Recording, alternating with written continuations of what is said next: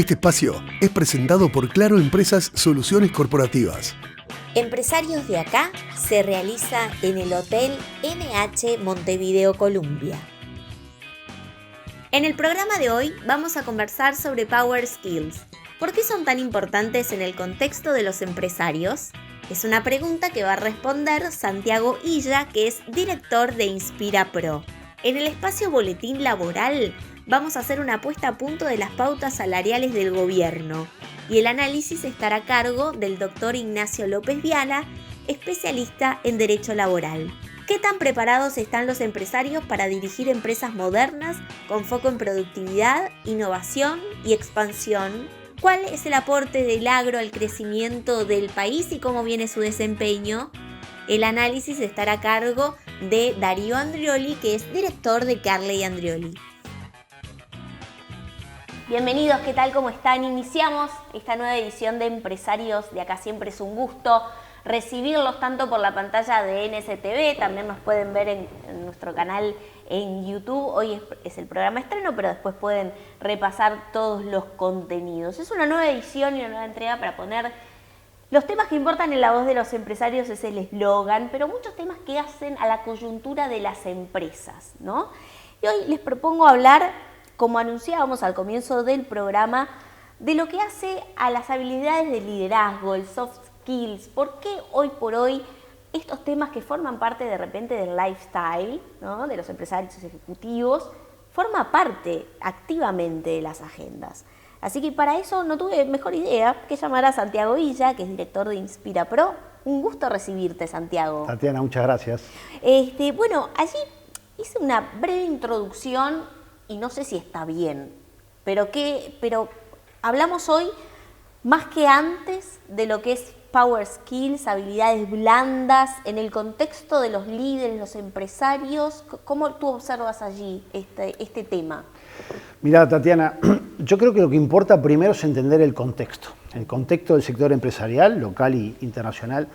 Cuando uno compara cómo es el contexto actual de los mercados hace 10 o 15 años, hay un cambio brutal en el nivel de incertidumbre, el nivel de cambio, la velocidad, la desconexión que tenemos con nosotros por el ritmo de vida. Entonces, eso hace un nuevo contexto donde la gente que lidera empresas o equipos tenemos que tener claro cuáles son estas habilidades que hoy se requieren. Entonces, yo creo que ahí el punto central es que este cambio ha sido tan rápido, como dice Diamandis, el decano de Singularity University, que es una universidad de Estados Unidos muy conocida, dice: a mí no me importa tanto el cambio, sino la velocidad del cambio. Es tan acelerado el ritmo de cambio del contexto donde estamos las empresas local e internacionalmente, que las habilidades que hoy se requieren ya no son las mismas que las anteriores. Las universidades corren de atrás este proceso, porque el saber de estrategia, de finanzas, de marketing, hoy es un dato, pero para este nuevo contexto, esto que hasta ahora eran habilidades blandas pasan a ser power skills. ¿Se entiende? Sí. Entonces, por eso es muy importante, porque eso no lo aprendimos en las universidades y para la toma de decisiones corporativas en el nivel que uno esté, son cada vez más importantes. Ajá, y así, ¿por qué son cada vez más importantes? Porque más allá del contexto de incertidumbre y demás, uno tiende a pensar como que para hoy liderar una empresa, ¿no?, ser gerente, ser su director, ser el empresario, el ejecutivo que gestiona, tiene que tener quizás otras características, pero ¿qué pasa allí? ¿Qué lo intercepta, ¿no?, hoy que de repente hace 10, 15 años no le pasaba? Mira, es muy buena la pregunta. Vos hace 10 o 15 años, vos podías hacer un plan a 3 años. Ajá. Hoy, preguntarle a qué empresario puede hacer un plan en 3 años y de dónde está el mundo en 3 años. Mirá simplemente lo que eran los mercados hace 5 o 6 años atrás, lo que era el mundo. Entonces, en ese contexto, las habilidades que se requieren son diferentes. Cuando hablamos de power skills o habilidades blandas, nos estamos refiriendo, por ponerte algún ejemplo, el nivel de autoconocimiento, de timón interior. En un contexto de incertidumbre, el conocerse es muy importante. La regulación emocional, la capacidad de resiliencia, el tener un propósito. A nivel de equipos, porque no es solo a nivel individual. Por ejemplo, ¿Cuál es la cultura que se respira en la empresa? ¿Hay una seguridad psicológica? ¿Hay un sentido de pertenencia? ¿Cómo podemos hablar de la vulnerabilidad que está muy vinculada a la innovación? Entonces, ese conjunto de habilidades es cada vez más importante en la toma de decisiones en este contexto, porque los negocios los hacen las personas, no las empresas. Las empresas son una entelequia y quienes dirigen las empresas, uno no puede dar en la organización lo que uno no tiene. Vos, si no tenés determinadas habilidades, ¿cómo manejás estos desafíos? ¿Cómo manejar la incertidumbre? ¿Qué conexión tenés con el miedo de equivocarte a nivel organizacional? Eso conecta en la cultura hacia abajo, en la innovación y demás. Entonces, por eso es muy importante el desarrollar estas habilidades que hasta ahora ha sido visto como muy sospechoso en el mundo organizacional, pero ya las principales universidades del mundo hablan de esto hace mucho tiempo. ¿De qué hablan, por ejemplo? ¿Cuáles son esas habilidades? Bueno, una, como te nombré, timón interior o autoconocimiento, el tener la capacidad de saber cómo uno funciona, de saber, por ponerte algún ejemplo, si uno viene, porque así lo aprendió de su historia de vida y demás, de una manera de liderar, de gestionar una empresa de un espacio castigador o de que siempre uno tiene la verdad, eso es lo que va a generar la cultura hacia abajo. Porque la cultura organizacional que empieza desde arriba, desde la dirección hacia abajo y no al revés, viene determinada por la primera línea. Entonces, si por ejemplo en un comité de dirección o un directorio, la manera que tenemos de funcionar, porque así lo traemos automáticamente es que el que manda, el que tiene más poder, es el que tiene idoneidad de todos los temas, o por ejemplo, que el equivocarse no es parte de un proceso de aprendizaje colectivo, entonces eso es lo que viene hacia abajo. No le podemos pedir al equipo después innovación. Ese es un ejemplo, te puedo poner otros. Por ejemplo, el tema de la regulación emocional. El tema de la resiliencia. La resiliencia es tremendamente relevante en este contexto de incertidumbre y de cambio permanente, donde cambian las reglas. Hasta ahora, fíjate con todo este cambio que hay en Estados Unidos con la administración Trump, lo que está cambiando ya no a nivel corporativo, a nivel de los países con las tarifas que se están poniendo y demás. Entonces, hay un cambio muy grande que requiere aprender a gestionar a nivel corporativo con una conexión con la incertidumbre que hasta ahora no la teníamos. Porque en el sistema educativo todos aprendimos a entender desde la razón. Entonces, uno tenía una cuestión como mucho más, el ser humano quiere tener las cosas como bajo control. Lo que tenemos que empezar a habitar en las organizaciones es el espacio de poder habitar con cierto grado de incertidumbre. Allí cómo se conecta, que seguramente que sí, con lo que es salud mental. 100%. ¿No? ¿Cómo tú lo observas desde el punto de vista de, bueno, de tratar de manejar para no llegar a una patología, ¿no? Porque, por ejemplo, me puede causar estrés, ansiedad, desde a partir de esos síntomas puedo desarrollar otros, ¿no? Porque también lo enlazo y ya te hago la pregunta concreta, ¿no? Porque el empresario también está solo, ¿no? Dentro de una cadena que puede ser en la empresa, siempre hay alguien al que yo puedo ir a. ¿Y el empresario a quién va? ¿No? Entonces, con todo este contexto de sensaciones, ¿no? de quizás sentimientos, ¿no? Y también la posibilidad de no tenerla, de con quién hablar, ¿cómo tú observas que entra allí la función, por ejemplo, la tuya, ¿no? De lo que es coaching? Mira, yo te diría lo siguiente. Primero, es verdad que en la cadena de mando de una organización, cuanto uno más arriba está, hay una tendencia más a la soledad. Pero la soledad dentro de la organización. Después depende de uno, armás una red de contactos de grupos, de equipos, de personas, de gente que te rodee, que te ayude en ese proceso de toma de decisiones. Entonces, eso me parece como muy importante. Yo lo que percibo en general es que cada vez más la gente que dirige equipos o organizaciones está cada vez más ávida de encontrar cómo gestionar estas nuevas herramientas para gestionar su organización. Porque empezamos a darme cuenta que es un efecto multiplicador. O sea, yo insisto con eso, vos no podés darle a un equipo o a tu empresa lo que vos no tenés. Entonces, a mí creo que el desafío más grande que tengo a veces en algunas sesiones de coaching ejecutivo con algunos empresarios es, y lo veo en equipos, en empresas donde yo trabajo también, que creo que el éxito es el principal talón de Aquiles de la inercia organizacional. Es mucho más difícil acompañar un cambio cuando a la empresa le fue bien que cuando le fue mal. Entonces, Eso me parece como un punto relevante, el poder desafiar y decir, bueno, lo que te trajo hasta acá no necesariamente va a ser lo que te lleva hacia adelante. En cuanto a la salud mental, yo creo que ahí hay que buscar cada uno su equilibrio. Es decir, a mí una cosa que a mí me importa mucho en el proceso de toma de decisiones, hay 2 premios Nobel que han estudiado los temas de proceso de toma de decisiones, Sperry en medicina y Kahneman en economía, que ellos analizaron el proceso de toma de decisiones y dicen, el cerebro izquierdo funciona de una manera automática, es el que tomamos decisiones todos los días. El derecho es el que empieza a funcionar con una visión 360 cuando el izquierdo deja de funcionar. Por eso muchas veces en las organizaciones, cuando las mejores ideas no nos pasan cuando estás atrás del escritorio, sino cuando estás de vacaciones, de viaje y demás.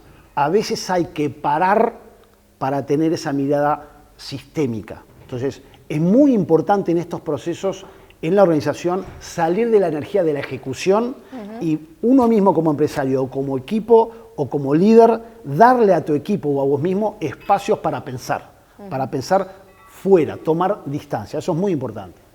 Allí se explica también un poco cómo también es la tendencia actual, por ejemplo, de lo que son reuniones de equipo, ¿no? Salidas, y también, bueno, lo que conforma a la actividad empresarial, a las reuniones entre pares, ¿no? Hay muchos grupos por allí, ¿no? Que uno ve increciendo la demanda y un poco lo que tú decís explica, ¿no? Esas necesidades, ¿no? Porque a veces uno de afuera dice, bueno, pero ¿qué sentido tiene? ¿No? Y al final tiene mucho. Muchísimo sentido. Vamos a seguir hablando de estos temas que hacen a la actualidad de las empresas, de la gestión, y qué mejor que hacerlo con Santiago Illa, que es director de InspiraPro. Vamos a una pausa, te quedas para el próximo bloque, ¿no? Vamos a una pausa y enseguida regresamos. Betel, única cadena de centros de estética y spa del Uruguay. GSS, única empresa en Uruguay dedicada al Facility Services. Limpieza, seguridad, outsourcing de personal y mantenimiento. Conozca más en www.gss.com.uy. Agregamos valor a las empresas. Dermaglow Facial Ultra. Ultra hidratación. Hidrata por 24 horas. Ultra firmeza. Suaviza las líneas de expresión. Ultra volumen. Ayuda a reducir arrugas. Ultra estructura. Atenúa arrugas profundas. Dermaglow Facial Ultra. Una línea para cada etapa de tu vida.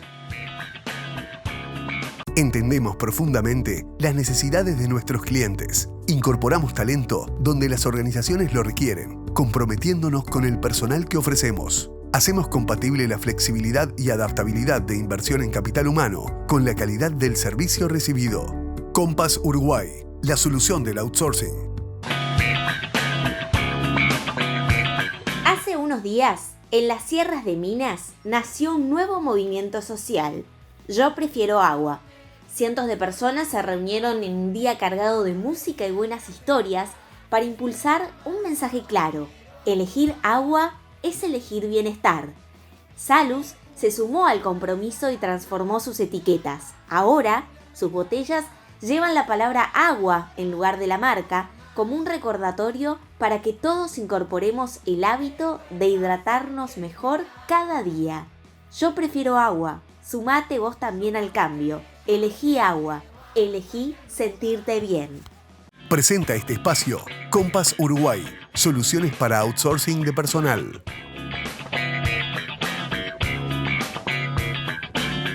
Muchas gracias, Tatiana, es un placer estar junto a vos y los televidentes. Hoy estaremos conversando sobre la 11ª ronda de Consejo de Salarios, que como ya es de público conocimiento, el gobierno dio a conocer sus lineamientos.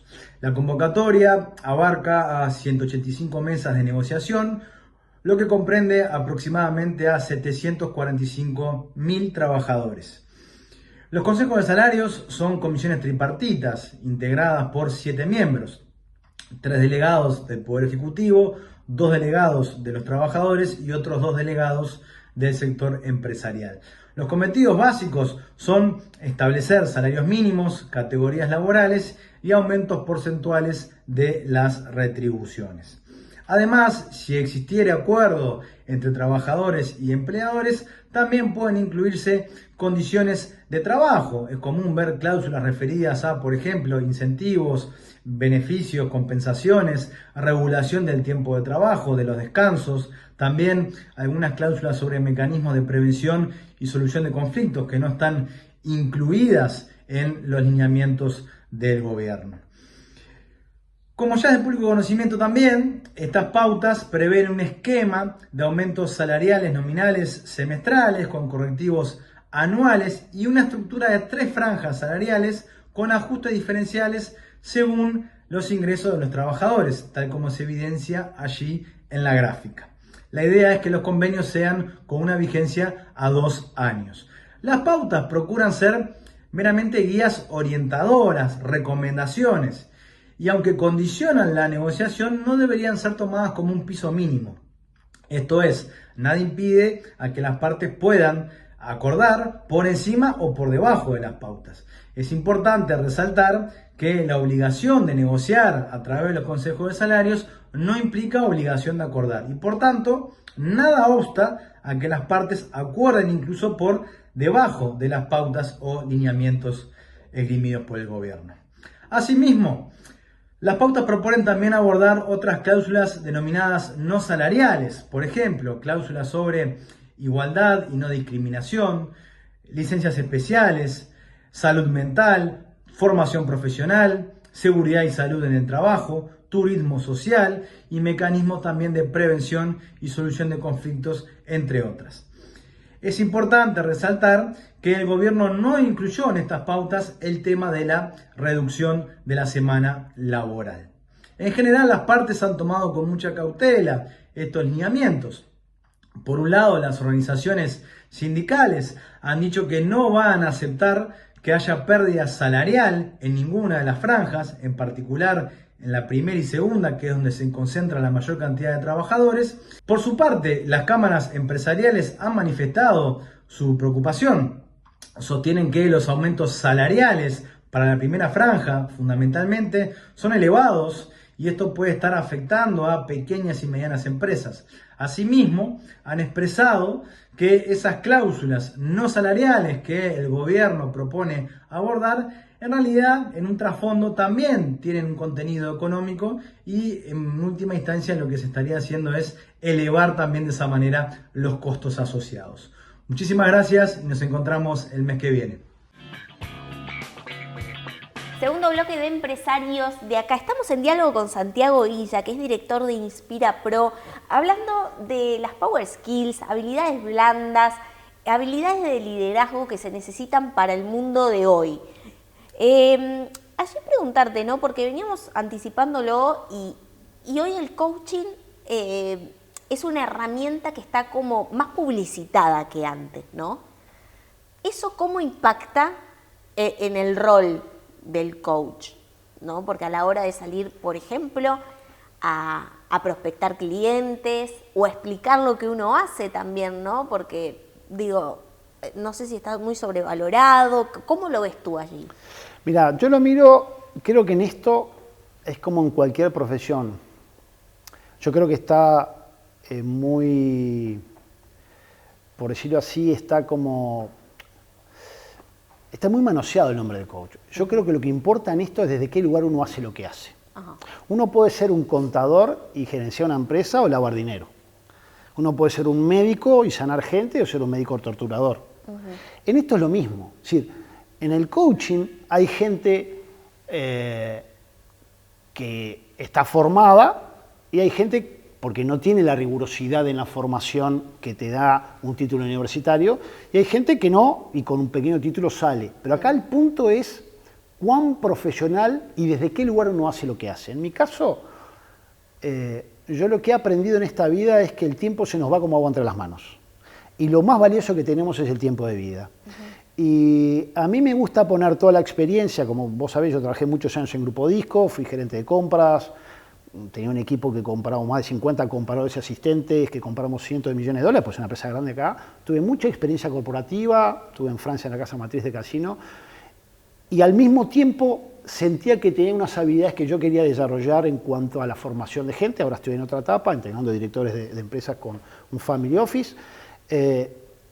Y a mí lo que me importa es qué puedo poner yo al servicio de los demás en este proceso, más allá que sea un trabajo. Y para eso uno tiene que ser profesional. Yo estoy de coaching en Chile, hice un máster en Barcelona, pero no desde el ego. Es que yo quiero ser mi mejor versión en los directorios, cuando veo un equipo y demás. Para mí lo más importante en esto es si está sobrevalorado o subvaluado, depende del nivel de profesionalismo que uno se exija y saber que uno está al servicio de la gente. Uno no está ahí para explicar, sino para acompañar a ese empresario, a ese equipo, a ese gerente, que esa misma persona o la sabiduría del equipo descubra qué es lo que ellos tienen que aprender ellos mismos. No es desde un sabedor, porque incluso los conocimientos que uno tiene no son nuestros. Uno lo aprendió de los libros, aprendió de otra persona. Uno recibe, lo procesa con lo que uno vive y lo pone al servicio de los demás. Y eso es lo que hace que tenga un impacto en las organizaciones y crecemos todos juntos, porque en la vida el conocimiento que uno no comparte se marchita en uno. Clarísimo, ¿no? Qué lindo ese concepto. Y así, ¿cómo se mide el impacto del coaching, no?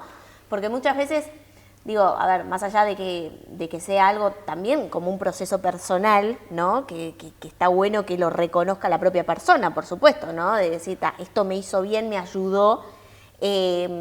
Quizás hay alguna estrategia para medir, ¿no? Hay una tendencia hoy por hoy en ponerlo todo quizás en métricas, en números y demás, pero lo pregunto porque probablemente no lo sé. Mirá, yo soy muy fan de medir, yo de formación soy economista, es una MBA con especialización en finanzas, o sea, vengo del mundo de los números, soy director de empresas donde veo los números y trabajo en la parte de coaching en InspiraPro en empresas. Entonces, a mí lo que me importa es que hayan impactos reales y sabemos en las empresas que lo que no se puede medir no se puede gerenciar. Y esto, si bien son habilidades blandas, hay maneras de medirlas. Todo depende, lo primero que uno tiene que hacer es un diagnóstico inicial. Por ejemplo, si estamos evaluando el nivel de un gerente porque nos contratan, porque quieren mejorar sus habilidades de liderazgo, bueno, ¿cuál es su última evaluación? ¿Cuáles son sus puntos débiles a mejorar? Y en esos armamos un plan. Si es un equipo, por ejemplo, que de repente tiene conflictos internos, lo primero que evaluamos es, bueno, ¿cuál es el estatus de la primera evaluación que hicieron? O hacemos un primer taller para tener un diagnóstico y definir de qué manera vamos a medir. Por ejemplo, en algunos casos claros es, si son equipos que vienen con una inercia y necesitamos que den resultados en ventas, bueno, ¿cuáles son los ratios hoy y qué ratios esperamos? ¿Y qué tiene que suceder con ese equipo para que eso suceda? ¿Y por qué no está sucediendo? Y lo mismo a nivel individual, o con evaluaciones 360 o evaluaciones de los jefes a los subalternos. Así que hay muchas maneras de medirlo. ¿Ven el valor de las habilidades blandas los ejecutivos? Yo creo que cada vez más. Nosotros siempre tenemos que entender el sistema. Nosotros vivimos, ¿el sistema cuál es? Nosotros vivimos en un pequeño país del sur de Sudamérica y de 3 millones de habitantes y avejentado. Entonces, el mundo no pasa por acá, aunque esté cada vez más globalizado. Con lo cual, la manera de hacer negocios que hasta ahora nos podía traer con una determinada inercia en esta especie de aislamiento en el que estamos, cada vez más está desafiada, porque empiezan nuevos canales, nuevos competidores, un ritmo acelerado en la toma de decisiones. Entonces, no queda otra, es como ser un alfabeto digital. Hoy no queda otra que entender cómo funciona el ChatGPT o lo que fuere. No hay opción, como en su momento fue el Word o el Excel. Estas habilidades dejan de ser opcionales para quien quiera ser un empresario en serio o un ejecutivo en serio. Hoy, ¿cómo ves tú que están planteados?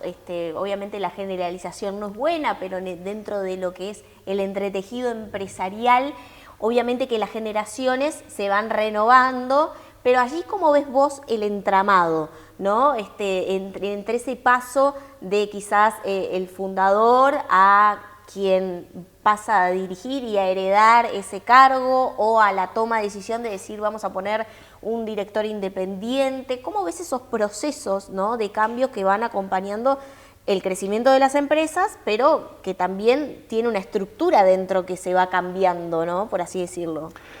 Yo creo que en esto veo dos cosas. La primera cosa, que creo que cada vez más Uruguay tiene un entramado de empresas básicamente familiares, por cómo está constituida en nuestro sector empresarial, y Y yo percibo cada vez más esto de lo que venimos conversando, Tatiana, de la importancia de profesionalizar la gestión. Y en ese sentido lo que yo me he encontrado con dueños de empresas y empresarios que obviamente buscan delegar en los hijos el gerenciamiento, pero asegurando un funcionamiento y una idoneidad para que el barco siga en ese camino. Entonces, hay un complemento entre delegar a las generaciones de abajo y acompañar de otros recursos que compensen lo que esas personas pueden no tener, porque todos tenemos habilidades y hay de mejora. Pero yo siento que hay una mirada cada vez más profesional en ese proceso, digamos. Se acabó eso de que como yo fundé la empresa, conozco todo, se acabó. Eso está perimido, porque hoy el mundo requiere otra cosa, requiere generar equipos que tengan capacidad para ver lo que uno no ve. ¿En qué otros mercados tenemos que entrar? ¿Cuáles son las amenazas que no vemos? Una pregunta que yo hago mucho a nivel de la dirección, de directorios o de comités ejecutivos, porque a veces esos son estadios diferentes. Los directorios tienen una mirada más de mediano y largo plazo y los comités ejecutivos más operativos, y debería manejarlo el CEO, pero en Uruguay se mezclan un poco los niveles. Más que las decisiones que estamos tomando, ¿cómo tomamos decisiones? No qué decisiones. ¿Cómo tomamos decisiones? ¿Tomamos decisiones haciéndonos bullying cuando uno trae una buena idea? ¿Tomamos decisiones cuando el que habla es el que tiene más poder y por lo tanto el resto se calla? El cómo tomamos decisiones en un contexto de incertidumbre es muy importante, porque eso potencia la sabiduría de ese equipo. Clarísimo. Santiago Illa, director de Inspira Pro, ¿algo que quieras agregar que no te haya preguntado y que forme parte del tema? Si no lo querés agregar ahora, lo vas a agregar en otra oportunidad porque ya te dejo la invitación Con planteada. muchísimo gusto. Gracias por estos minutos, por compartir tu conocimiento y por poner también en agenda temas que hacen a la dinámica de las empresas hoy, y vaya si será importante también lo que es la gestión de las empresas en Uruguay. Así que gracias. Gracias a vos, Tatiana. Incorpora a tus proyectos los sistemas de aluminio Hidro, sistemas residenciales de alto rendimiento y diseño minimal, fachadas vidriadas para edificios corporativos y centros comerciales, y barandas de vidrio estructural que aportan modernidad y seguridad a tu obra. Hidro es parte de Norsk Hydro, una de las 3 empresas de aluminio más grandes del mundo. Moderniza tus proyectos. Pásate a Hidro. En Semiflex llevamos más de 40 años ayudándote a ver el mundo con claridad. Nuestra trayectoria se basa en la excelencia técnica y el compromiso con la innovación, siempre a la vanguardia en tecnología óptica. Contamos con un equipo altamente capacitado que te brindará un asesoramiento personalizado para encontrar la mejor solución para tu visión. Confianza, calidad y precisión en cada detalle, porque tu bienestar visual es nuestra prioridad. Semiflex, tu mejor manera de ver el mundo.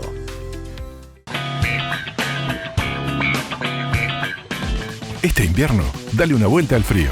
En UTE creamos el Plan Redondo para que disfrutes el confort de tu hogar de forma más accesible.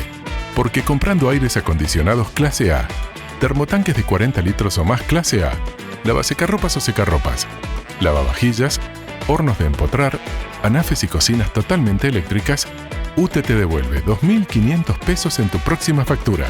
Solo tenés que registrar tu compra a través de WhatsApp UTE o en ute.com.uy.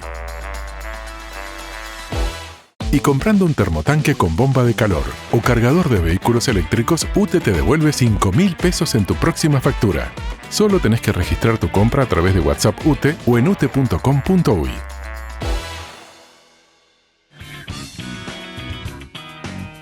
Tercer bloque de empresarios de acá, y lo anunciamos en los titulares, en la portada del programa, que la idea es conversar, es seguir poniendo en la agenda temas que hacen, ¿no?, a la dinámica de los empresarios, ¿no? Cómo se preparan para mejorar la productividad de sus empresas, la competitividad, cómo están también parados de alguna forma, posicionados ante la innovación, entre otros temas que hoy le propongo hablar al contador Darío Andrioli, que es socio director de Carle Andrioli, un amigo de la casa. Bienvenido. Muchas gracias por la nueva invitación, un gusto estar por aquí. Bueno, siempre aparte los temas se renuevan y sé que contigo podemos hablar largo y tendido y con mucha propiedad. Por los años que tengo, seguramente. La experiencia. Así, Darío, preguntarte, ¿no? Porque tú tienes un rol de consultor, de asesor de empresas, en empresas de distintos tamaños y rubros. Estás muy enfocado al sector agropecuario, pero sé que puedes no miras solo los árboles, sino miras más allá del bosque, ¿no? Entonces allí, hoy uno de los temas de agenda, como lo anunciaba en la introducción, es ser productivos, expandirse, innovar para crecer. ¿Cómo ves tú que están hoy los empresarios uruguayos? Digo, es difícil la generalidad y eso no está bien, pero ¿cómo ves tú la sintonía de las empresas con estos objetivos? En los últimos, sí, la primera precisión, la que hiciste tú, está bien. A veces no hay receta, no hay generalidades, pero hay, digamos, cosas que predominan. Yo veo, porque hace 40 años que tengo ejercicio profesional, he visto en la última década, para poner temporalmente algo, una profesionalización de las empresas. Y creo que tiene que ver con varias cosas, cambios generacionales, pero tiene que ver también con las organizaciones que promueven el emprendedurismo y la gestión de las buenas prácticas de las empresas.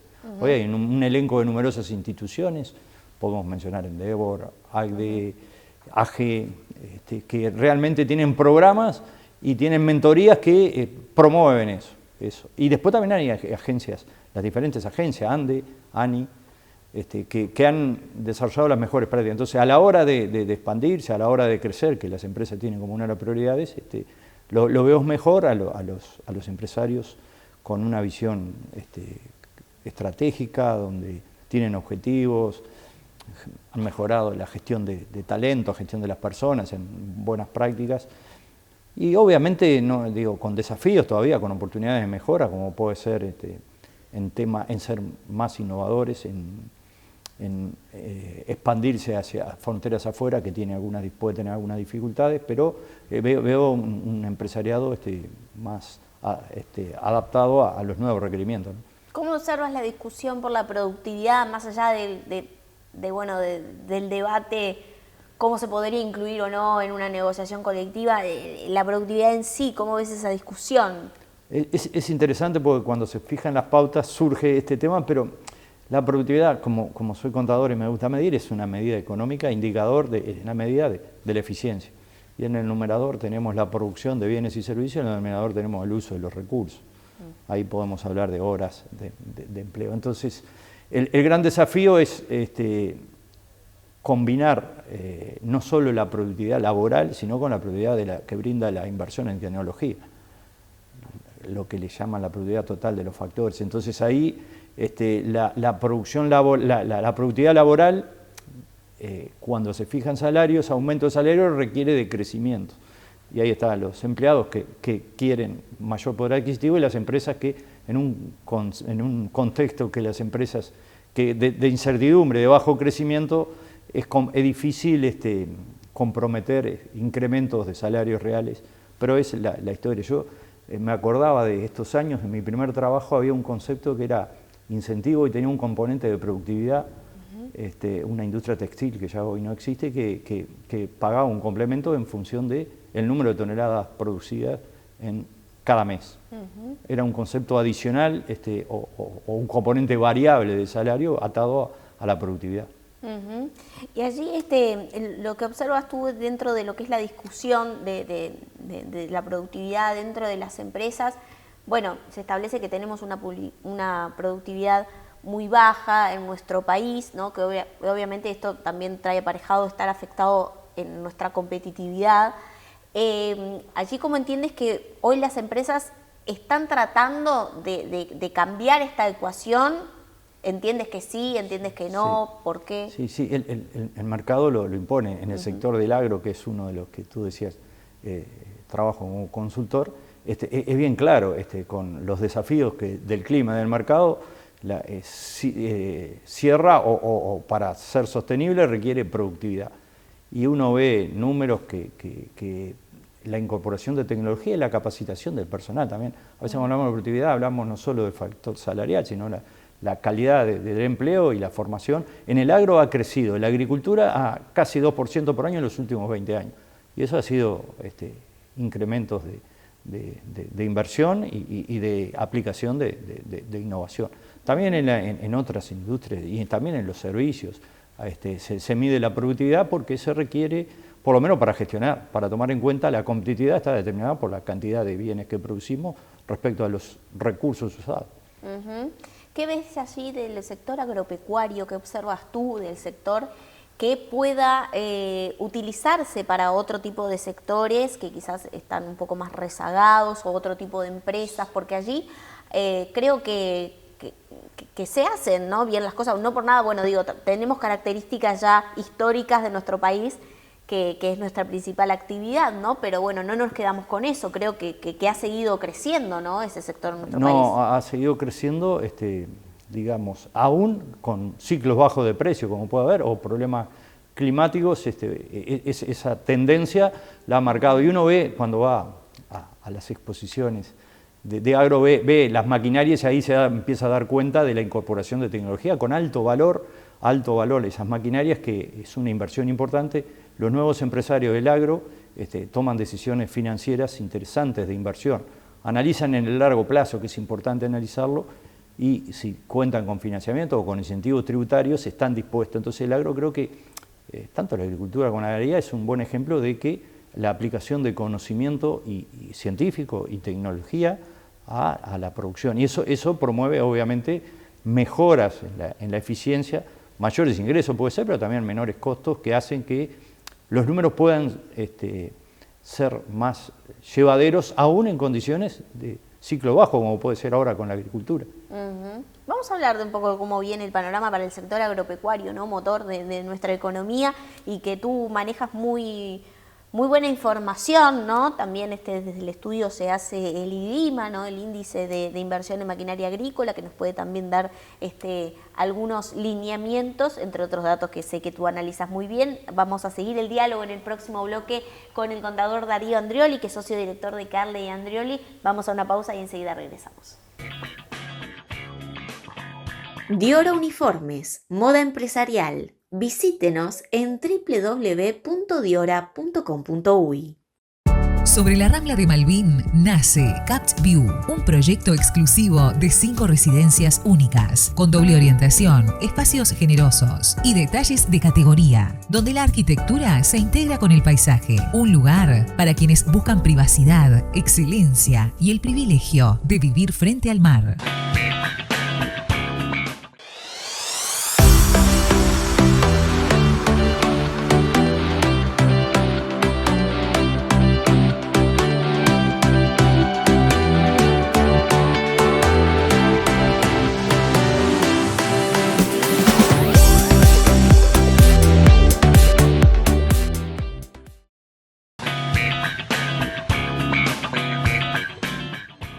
Bloque de empresarios. De acá estamos en diálogo con el contador Darío Andrioli, que es socio director de Carle Andrioli, y estamos hablando de temas que hacen a las empresas de hoy, ¿no? Y ya aterrizando al sector agropecuario, que es una de tus áreas de expertise, consultarte, ¿no? ¿Cómo observas tú el panorama actual ya para una zafra ya terminada de cultivos de verano, y ahora aprontando una zafra de cultivos de invierno?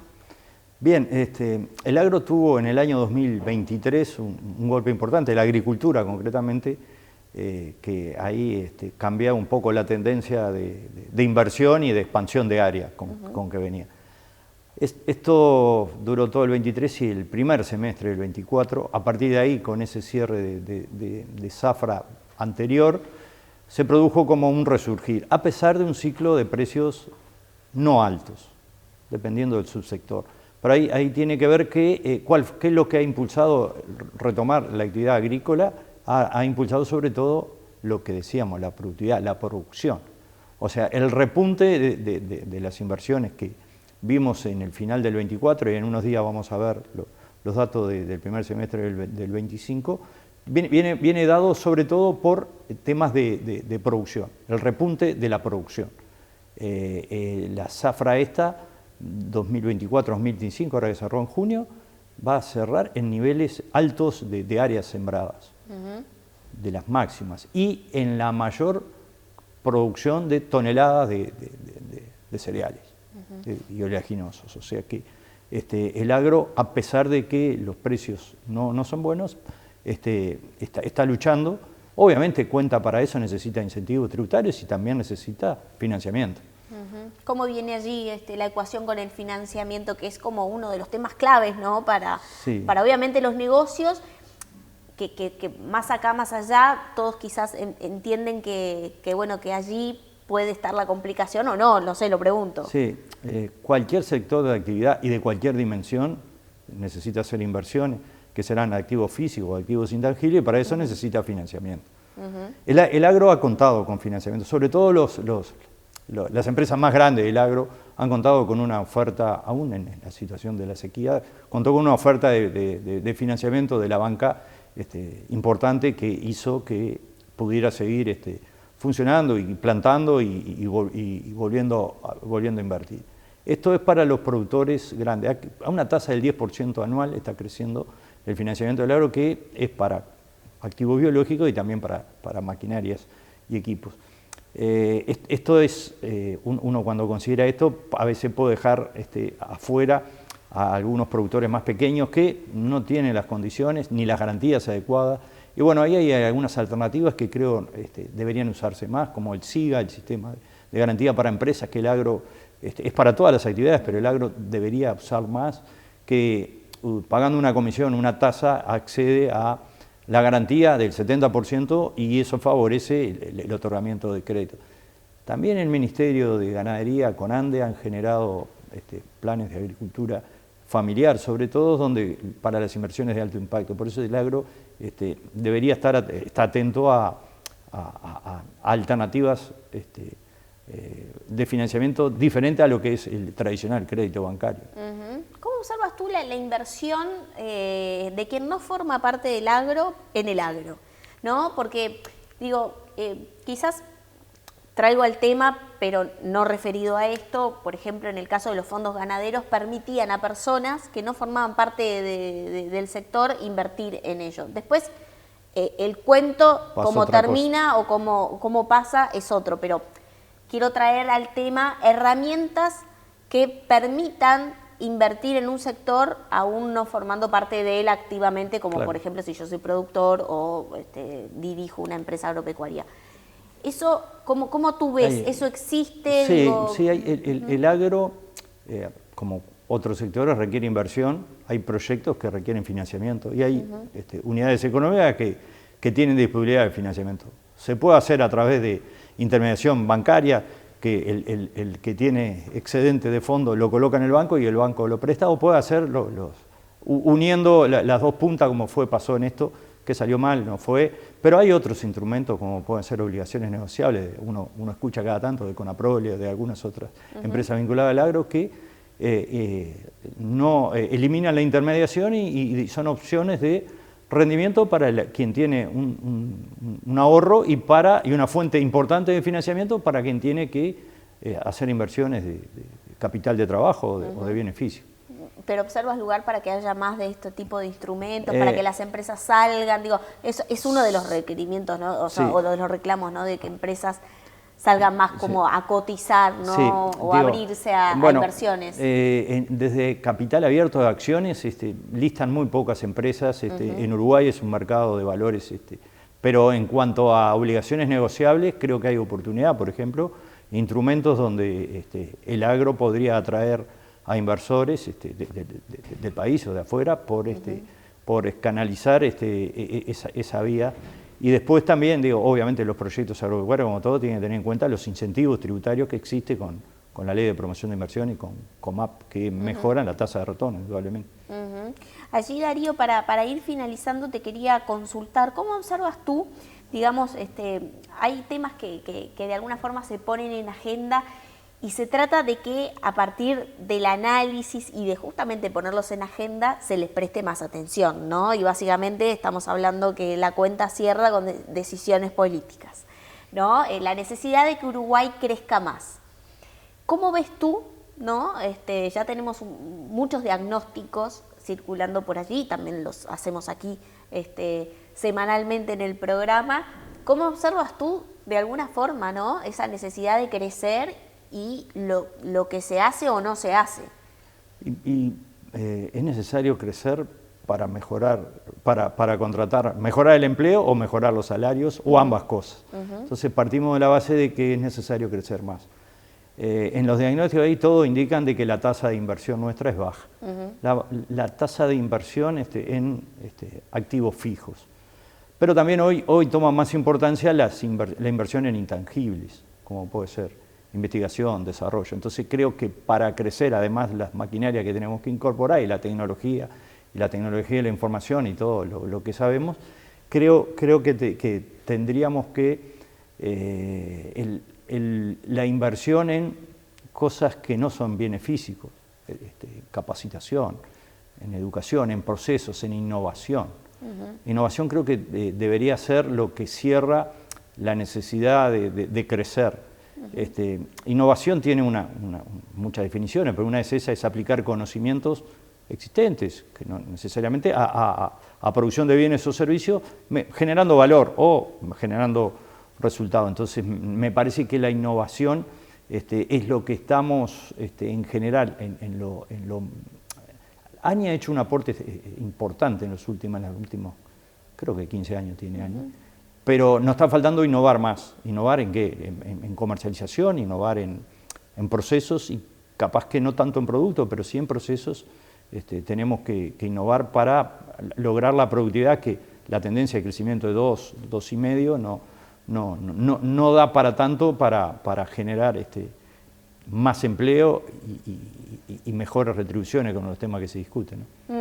Interesantísimo tu aporte y tu análisis, por supuesto, el contador Darío Andrioli, que es socio director de Carly Andrioli. Gracias por estos minutos en el programa y te espero en otra oportunidad, por supuesto, siempre sos bienvenido. Por favor, un gusto, gracias a ti por la invitación y bueno, cuando lo requieras, con mucho gusto. Por supuesto que sí, gracias. La contratapa de hoy es presentada por GSS Facility Services, soluciones de gestión en servicios complementarios para empresas. Llegamos a la contratapa y en el programa de hoy hablamos de cómo las Power Skills, las habilidades blandas, son hoy cada vez más demandadas en su entrenamiento y en su perfeccionamiento para la toma de decisiones, para mejores tomas de decisiones. Ese es uno de los temas que hablamos en el programa de hoy. Por otra parte, hablamos de cómo las empresas hoy, profesionalizándose en la innovación, pueden mejorar su crecimiento y así aportar mejores condiciones también para el desarrollo del entramado empresarial en general. De todos estos temas, entre otros, hablamos en el programa de hoy y yo, como siempre, los espero todos los viernes a las 21 horas con el programa Estreno y nos pueden también repasar este programa y otros en nuestro canal de YouTube. Como siempre, para hablar, para poner en agenda los temas que importan en la voz de los empresarios.